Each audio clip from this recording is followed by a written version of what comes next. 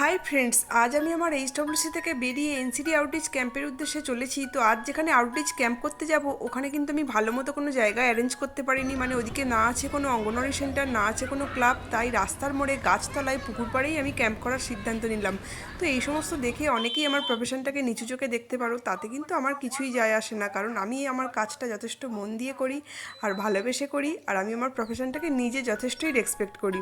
তাই এসব নিয়ে আমার কোনো সমস্যা হয় না। অনেকেই সামনে পিছনে অনেক রকম কথাই বলে, তো সেসব আমি কানে নিই না। তো কাজের মধ্যে দিয়ে আমি চলে এলাম। কাজ শেষ হয়ে যেতে বাড়িতে বিকাল হয়ে গিয়েছিল। এসে দেখলাম সোনামা ড্রয়িং করতে বসে গিয়েছে, তো কালার করছে, আর আমিও একটু ফ্রেশ হয়ে ওয়াকিংয়ে বেরিয়ে এলাম। তো ওয়াকিং থেকে আমি যখন ফিরছিলাম দেখলাম যে দূরে মন্দিরে প্রসাদ দিচ্ছে, তো আমিও ভাবলাম ঢুকে একটু প্রসাদ খাই। দেখো ওয়াকিং এখনও শেষ হয়নি, তো মিষ্টি মিষ্টি পায়েস প্রসাদ হিসেবে দিয়েছে, নিয়ে নিয়েছি। তো ওটা খেয়ে বাড়ি চলে এলাম। আজ মানে খাওয়া দেখছি যে এসে লুচি ভাজা হয়ে গিয়েছে।